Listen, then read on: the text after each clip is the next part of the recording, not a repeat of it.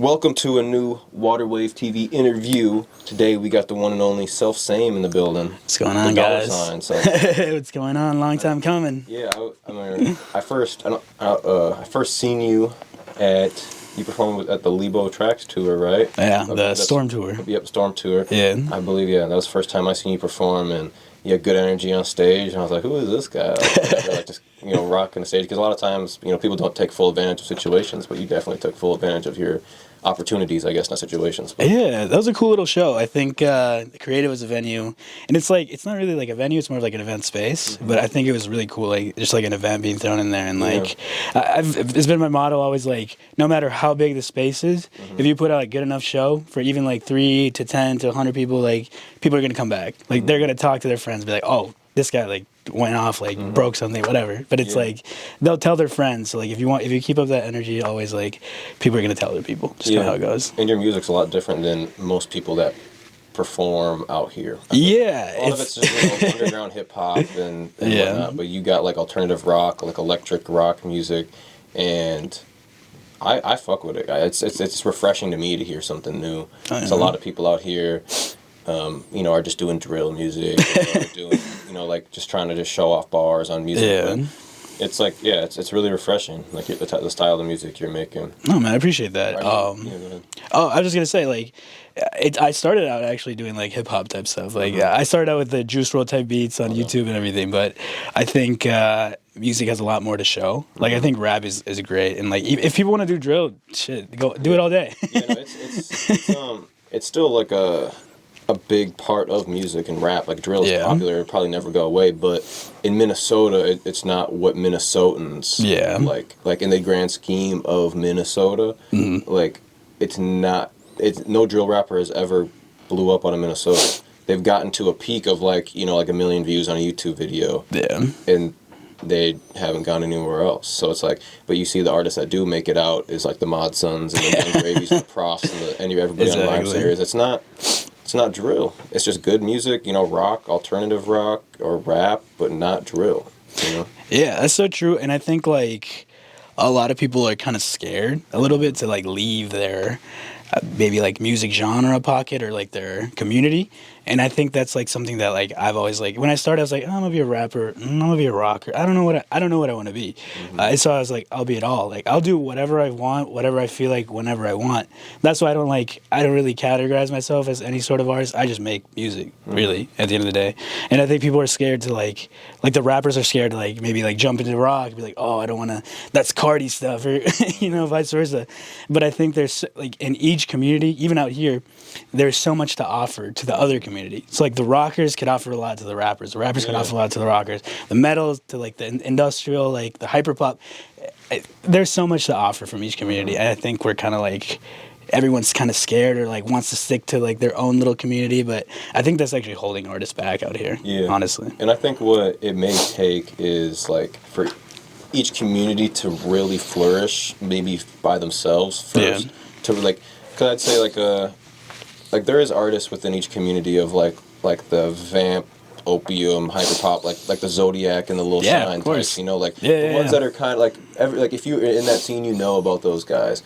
And if, like, let's say someone like Zodiac, because he's still, like, pretty local around here, even though he goes around and does a lot of shit. He collabed with someone like, I don't know, like an NLU Skeet or something, people would be like, whoa, he just bridged the gap for all the, like, Vamp rappers to work with the drill, the top of the drill scene right now. And it's like if that happened, then you might see some of the more undercards under those guys, like, working. But you do gotta kind of find your own niche, I think, a little first before you start expanding too much. It's actually funny you mentioned that, because, like, back in, like, 2021, I used to go to Zodiac's, like, early shows, and he would do shows with, like, bands and, like, rockers, and those were, like, the most, like, insane, like, people were moshing hard and stuff. So, like, I would love to see that again. I think even, like he's built up his fan base a lot now, but I think for him to, like, do some shows with, like, some, like, bands and, like, rock, that would be so cool. I think that would be a really fun show to go to too as well. Were you born and raised in Minnesota? Actually, no. Okay. I was born in Peru. Okay. I came here when I was like 7 or 8. Okay. But we lived in like a really like crappy part of Peru, like kind of like a dangerous part. So like we had my dad move up here to the U.S. like 7 years before us, and then he like called us, like did the whole like immigration process. Super like long, like strenuous process. But yeah, so I came here when I was like 7 or 8. I grew up actually in Waconia. It's like an hour away, super small, like lake, little town. And then I moved out here to the cities when I was like 18. Okay. Yeah. Kind of, yeah. I guess, yeah, that's around, I moved out to Minneapolis around like 18, 19 as well. Yeah. Started getting the feel for what's going on out here. What was like your high school life like? Were you making music? Did you in a band, playing instruments, or yeah? What was your hobby? I guess like if we're talking like music, I started like my whole life I've been like doing some musical. Like I think like from 7 to like at least 15, I played like piano, like for years, like competition piano. Okay. Not even like none of that. Not just learning, but like I did like competitions. Like I have a bunch of awards like in my parents' garage, like just stacked up in there. I did like kids choir when I was younger as well. I was in that for a long time. And then in the older years, I didn't really get it fully into music until like 2019, 2020. Like right at the end of high school for me. Okay. So it was like, I don't know, a lot of people in my high school didn't really make music. There's only like, I can count like 4 people from out of there. But it wasn't really a thing. And if you did it, you were kind of like... Waconia isn't like a... I might have been there for like high school basketball or football or something, you know? Yeah. I don't know if I don't know too many people that say like, oh, I'm an artist from Waconia. So yeah, I mean, we don't have many, and it's like it's a very like rich town. So like a lot of people from there go to like nice schools and like kind of just go about their life. The normal route. Of, yeah, and then like college, get a nice job. And there's nothing wrong with that, but they just kind of stay and like they'll come back there and like have their kids there and like stuff like that. But I was like, I want to get out of here. Yeah. Nah. So like at 18, 19, I just left home. It's like I had a car. That's it. I didn't have nowhere to go, but I think I lived in my car for like 2 months when I first moved out. Yeah. Like you just spent every night in your car? Yeah. Wow. Yeah, it was. I had a Minneapolis, or where did you go? Yeah, and it was like around like the riots and stuff, like around that time. I had a green minivan, and I would sleep in there. That was like my first car. Yeah. It's a Grand Caravan. Did you have any connections in the cities when you moved out here? A few. Like you had like something to do besides just drive around in your van, like all day. You know what I mean? Like what were you doing? Yeah. I think like so mainly it was mostly just I was getting like to the end of the day and sleeping in there. So it wasn't like I was spending my time in there. I was doing like music stuff, like clothing. Like I was really into clothes then, and like the whole resale like shit going on then, and like I was doing a bunch of stuff during the day, but then like I didn't have a place to stay the night.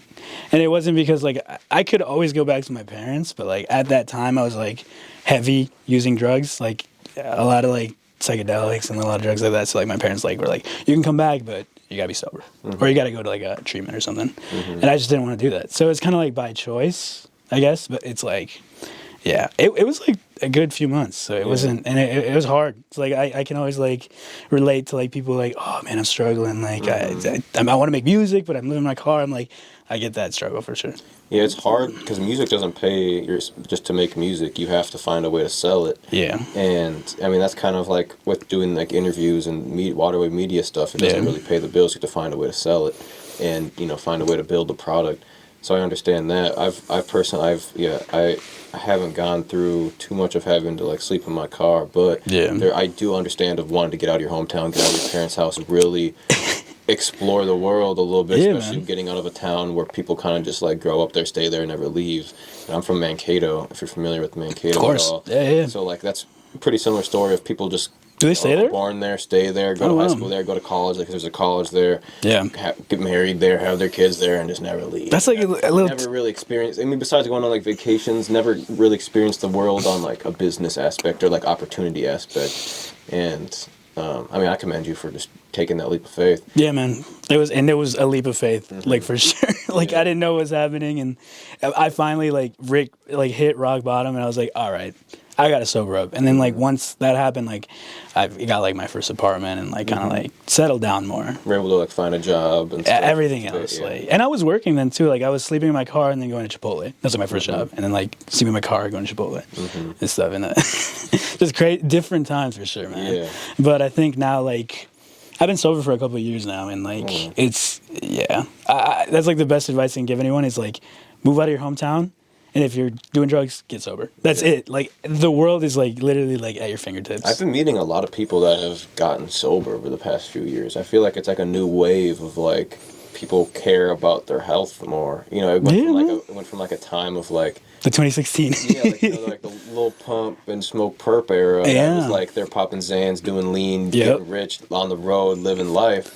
But now it's like, the drugs aren't even safe anymore. Even if like you were to be doing them still, like you're risking your life every time you might do a pill. I've never ventured into pills, so I've never had to be at risk, but I've fucked with, like, you know, mushrooms before, and I've done, like, acid one time and whatnot. So it's like I understand the pull on, like, why that stuff can be either addicting or so addicting. Put you in a meditative state where you're just, like, relaxed. And it's like people think it's like, I think especially psychedelic, like I think that's the drugs that aren't spoken about. Like people talk about the pills and super dangerous, and fentanyl kills so many people. And like if you're still doing drugs out there, test your drugs. But other than that, like I think like psychedelics are the ones they don't talk about, and I think those are like the most like sneaky, like dangerous ones, because like people are like, oh, it opens up my mind, like I feel more creative, like I'm more in touch with Earth. But then if you're in touch with Earth all the time, you're not really in reality anymore. And I think like what I was doing is like I was doing like a tab of acid a day. Like I was doing like extreme amounts of stuff just to feel like enlightened, and like really I was just frying my brain. And it doesn't really, like, the first time it might enlighten you, but acid, a tab a day will definitely fry your brain. I'm so happy it didn't, because it very much well could have. Trip off that type of stuff. Yeah, I think I still have, like, I don't know, the HPPD, I think it's called. Like when I go like this in like dark rooms, I'll see like a little streak. So it hasn't really fully gone away, but it's just my vision, not like my actual brain. Yeah, it's just like it like triggers like a memory. Like honestly, it's like, 'cause I feel that, 'cause like, I haven't done shrooms in over maybe almost 2 years now. But I've never really had a bad experience with them. Just one like scary one when one of my friends had a bad trip. But I just, you know, I feel like I have to be just in the right setting. Everything has to be right to do it again. But like that year that I kind of like hadn't taken them, whenever I would smoke weed to a certain extent and like feel like a certain, I don't know if it was the way the wind would blow or like a certain song or like the atmosphere, like I would feel like the sensation of I'm off shrooms. And it's like, so like it sticks around. It unlocks a part of your brain that is like, it's unlockable. Without it, it's a lot harder to unlock it. That third eye or whatever. It's true. I mean, it happens. Like I've had moments like that, like riding a bike, and all of a sudden, like the whole world stops and like the sky like starts moving, and I'm like, oh my god, what's going on? You found a way to unlock it without needing to take it. You're so used to being in that area. And I'm so much happier without like doing any of that stuff. Like I think like I say, like try everything once if you want to, but like know your risk. Like you could be like. You could get hooked on anything. So it's like one of those things that's like, are you willing to take that risk? And if you are, like, just be careful or do it safely, right? Yeah, have a trip monitor or like a trip sitter. Trip sitter. Or like a good friend, really, like anybody.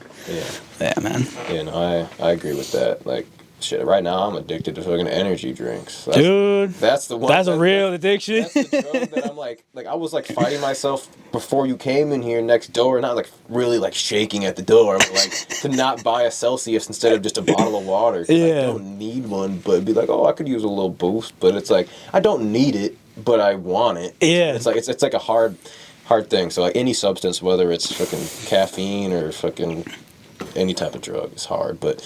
So you're doing music, you leave your parents' house, come to Minneapolis, leap of faith, experimenting with drugs, now you're making music. When you were making music, I guess, when you were still on the drugs, what were you making at that time? I think my first EP, it's called Regrets, kind of, and it's like a little picture of, I'll send the picture, but it's like these yellow lockers, like a smiley face, and like I was like in the whole trippy, like kind of like, oh, everything's gotta have a smiley face, everything's trippy, whatever. But it's like that first EP compared to the music I'm making now is like almost unrecognizable. But I leave it up just because it's like this is like where I started. Like this is the music I was making at the time. So it's like, but it was very much like, I would say like if I had to compare it to anything, it was a lot of like Juice WRLD type things mixed with like Lil Peep and like a little bit of rock. Like it started with like a sprinkle of rock. Now it's like a lot more rock, but it's like it was very much like the whole like emo rap trap wave and talking about like a bunch of drugs, really. Like that was like kind of the whole essence.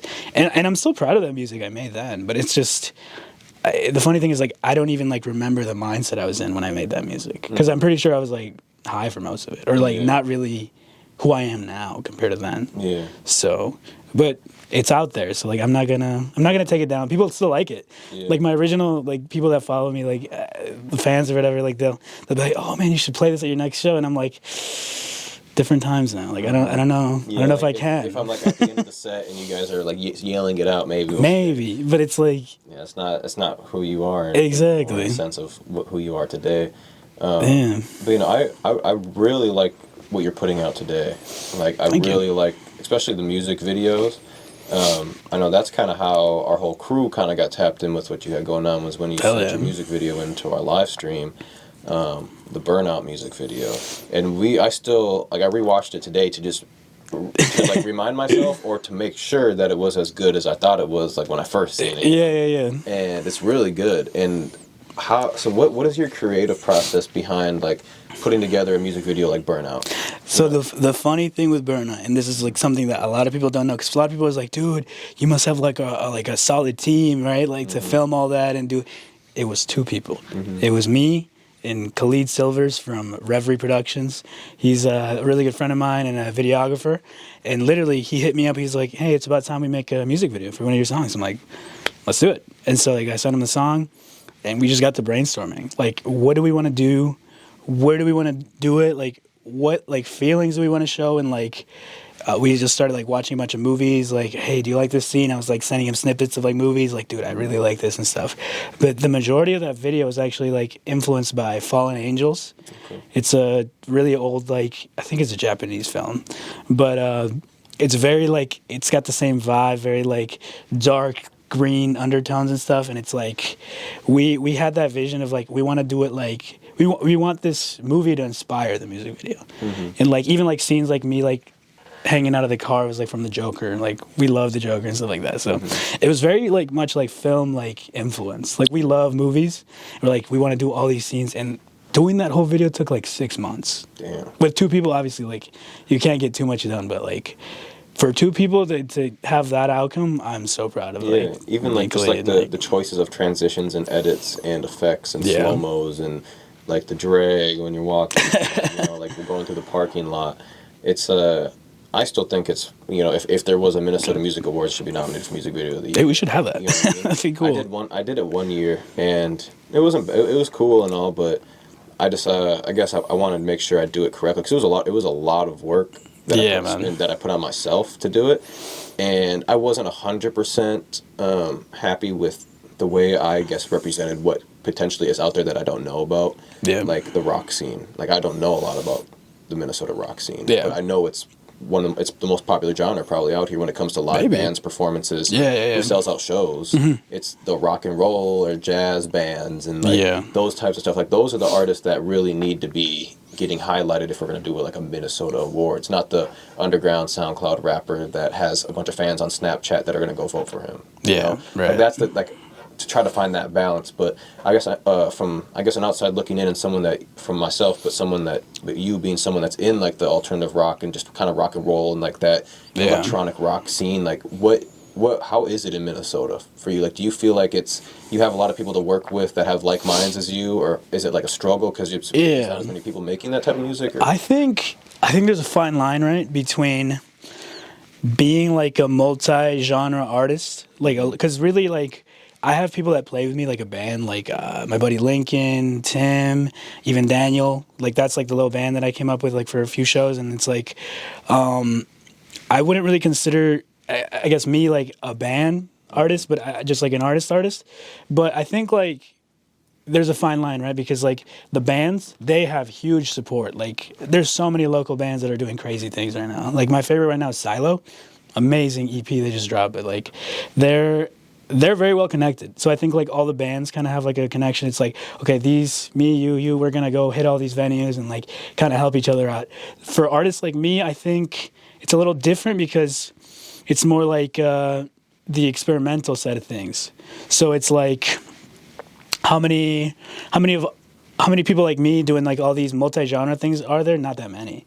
I think most of those people are like maybe in LA or like Washington, like kind of like weird cities.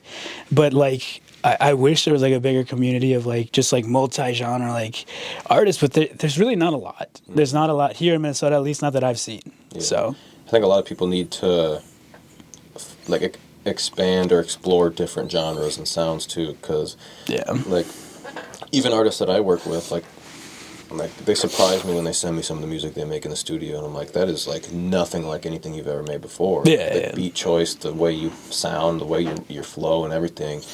And I think it is just a full disadvantaged thing being in Minnesota because there isn't the blueprint for like this person. Oh, I got to see this person go from A, B, C, and now they're at Z, and now they got a label deal and they're signed. Like there's people like Casey and Party Alone that are from kind of our generation that have done it, and there is a little bit of a blueprint. Like I look at like what Party Alone has done. Of like, hey, you're just rapping or singing like on your porch, and you got millions of views doing that.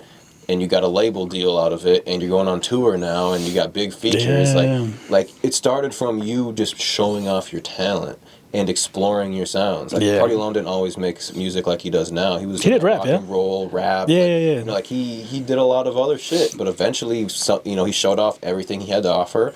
One of those things he showed off clicked, and he found his way with it. And I think that's another thing too that I even tell the artists that I work with is, don't be scared to make content. Like, don't be scared to be a content creator. Even though you want to be a rapper, you want to be an artist, you have to be a content creator too. For nowadays. Like, even if it's just putting the camera up, smoking a joint, and letting the song play on the phone. It doesn't matter. It's something. It's something. It's something for people to scroll by, hit the like button, and keep going. And then before you know it, one of those are gonna hit. Tell you, and get 1 million views on it.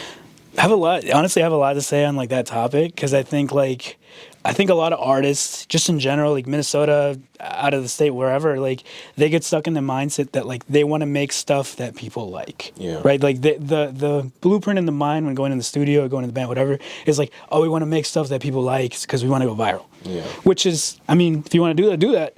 But the problem with that is like people will notice. Like people will notice that you're trying to make something specific for someone specific. And I think like the artists that people really love, whether it's local, big, or like the biggest, is like I think making music is a very selfish hobby. Like it's very much like the truest artists are making them for themselves, like about their life or about their experiences, and they're not thinking about anybody else at that moment. And I think like when you put music out that you truly like are making for yourself and like of your experiences, like people are going to notice, like that people are going to connect to your experiences and be like, oh wow, like this is you. So I think that's like one big thing. First of all, like people are like scared to be themselves sometimes. And I like look at people, I'm like, dude, just make stuff that you want to do. 100 people might hate it, but 1,000 people might love it. So I think like it's like, just don't be scared of, and it's corny to say, oh, be yourself, whatever, but it's like, no, literally don't be scared to make stuff that you like, because the people that like it are going to love it. And those are the people that are going to support you. Yeah, and I always seen it as another kind of like feeds into that is, if you're scared, like, say some people like they like to have 10,000 views on every video or song, right? Like that's their line of like, that was a good drop. Well, it's like, if you only drop, let's say, one video in the past 3 months and it has 10,000 views, that's cool. But you could have dropped 100 videos in the past 3 months, and each one could have got 1,000 views, and now that's 100,000 views that you got in the past 3 months. So it's not even just how much did that specific one get, but how much did you get accumulative over time. And that's kind of how I've been with the Waterwave brand is, I'll upload 20 videos a week or a month, whatever it may be. And if I'd rather upload 20 of them, they each get 1,000, than upload 2 of them and they each get 5,000, because that's double the amount of views that you're getting on impression wise. And some people like they like to look a certain way on the internet or whatever, and they look like they're popping. But the more the merrier. I think it's true though. I mean, I think like especially with content, like we live in a time where like as an artist, you really can't just have a few things and just hope for the best. Like we live in a like obviously like the whole uprise of like TikTok and like short form content and like the short attention span of people everywhere now. It's like you kind of need to, even if like you don't want to, and like people are like, oh, that's not being a real. I don't like the whole like I don't want to be a TikTok artist. It's like, well, if you blow up that way, then you can actually do what you want to do. So it's like, don't knock it, because that's kind of like the way a lot of people blow up nowadays. You know, it's short form content and just posting like every day, whatever it is. Like you said, it doesn't have to be like professional. Yeah. Whatever it is. You don't have to follow a trend. You don't have to do a dance. You don't have. You can just be yourself and do whatever. Online. Show yourself off on the internet. 100% is a big thing for me. But I guess one song I really like out of yours is "Help Me." I really like that song. Yeah. I guess like your music in general, like I said, is very refreshing. Do you have, I guess like, what is your creative process like nowadays with like your alternative rock style? Like, do you have any inspiration that you kind of draw to? Like you said, for your music videos, you go to a lot of film and stuff. Yeah. Studio time, like finding beats, working with producers, engineers. How does your creative process work? Yeah. I think it differs a little bit each time, but I think like the basis is like, I think I started the whole music thing with like 3 major artists, like one being Lil Peep. That's kind of like, I want to do this like alternative like type stuff. Gene Dawson, who's still like blowing up now, like it's like alternative rap, rock artist, like genre bending, like insanely like huge for me. And I think like a lot of like the underground like rocker artists, even like artists like Young Lean as well, like they're just doing like a lot of like weird stuff out there. But that's kind of like the basis, like, I want to do stuff like these guys are doing. Like they don't really care. They just do whatever. And I think like, especially when making music and in the studio, a lot of the times I'll write all of my music in the car. For some reason, I can't sit down with like a pen and paper and like start like doing bars or like rhymes, whatever. The only time I get like real raw inspirations is while driving, which is kind of sucks. It kind of sucks because like I can't really write it down. So I'm like with my phone, like like trying to like yell into like the voice memos, like no this bar, and then like putting it together later is like a whole jumble. I get way too many ideas when I'm driving, and I'll end up just start sending a lot of voice messages to people, like voice text, like yo, all right, when I get back tomorrow, we're gonna do this. And that, or like yo, like I get a lot of it, but I don't know. It's probably just a relaxing time that you're by yourself. You're silence from everything else. Exactly. I think for me at least, the best creations that I made is like completely alone. Like there's no producer. Like the rest of the work for the song or the project, whatever comes next, but the original lyrics and like the idea, the conception of like what I want to do comes completely alone. And they've come in many ways, like I said, in the car and stuff, and like nature, like a bunch of different places. But I think like a lot of it, like a lot of my music at least, drives from like within. A lot of it so far. But I'm starting to get out of that, like kind of like to the point where I'm telling a story a little bit. It doesn't have to be about me. But I think like it's a lot easier to write about yourself or like your experiences than it is to like step outside and like write about like somebody else's story. That I think that's like a way to notice like that maybe you're like leveling up as an artist or like doing a little something more thought-provoking. Like I'm going to step out of me and stop talking about breakups, stop talking about like, like grief, whatever you're talking about yourself, but like step out of yourself and be like, I want to tell a story of a character that I make up or somebody else's experience or something. So that's kind of what I'm focusing on right now. And like I have a project coming up soon. Okay, yeah. That's gonna. Oh yeah, I can speak on that. It's an EP, a couple of songs. It's gonna be called Voyager. Okay. It's gonna come out next year. No month yet, but next year for sure. And it's actually like what I just spoke about, like kind of stepping outside. It's not really going to be about me, but it's going to be about me building like a character kind of, right? Okay. So like think like Batman, Arkham City, like whatever, like kind of like that underground vibe, but like a character in this like new world, like and what they're going through, like this like crazy city that's like crime, like all this stuff. And it's like the EP is going to involve like kind of stories and like what this character's kind of going through and stuff. So I'm really excited for that project. I think it's going to be awesome. I'm excited to see the visuals that come out of it. Just wait, man. Just wait.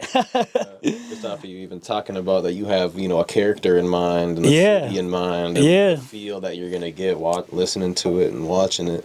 But yeah, no, I'm definitely tuned in. I'm tapped in personally, and I think everyone else should be too that's interested in that style of music.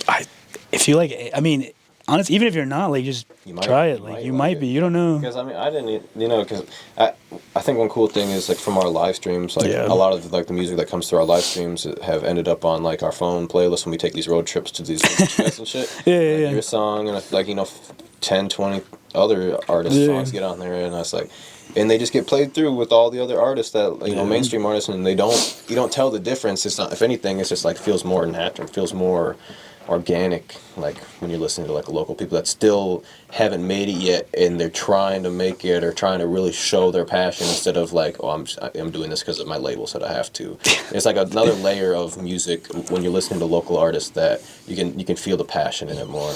And that's why I personally kind of like to do this, is because you can see passionate people that care about what they do, because they have to care about what they do, or else they wouldn't be doing it, because there's no, they're not getting paid from other jobs to do it like a normal. Yeah. I mean, that's huge. I think, like, not just me, but like any small artist, like, if you don't love what you're doing, like, people are gonna know. Like, people are gonna know you're doing this for ABC, money, whatever, fame, whatever. It's like, every time I go into the studio, every time I make a new song, it's because I genuinely love what I'm making. I genuinely love the process of making it, and I love putting it out. Like, I love every single part of the process, and that's how I know I like being an artist. That's how I know I want to be an artist. The day that I don't do that anymore, I'm gonna stop, like, fully.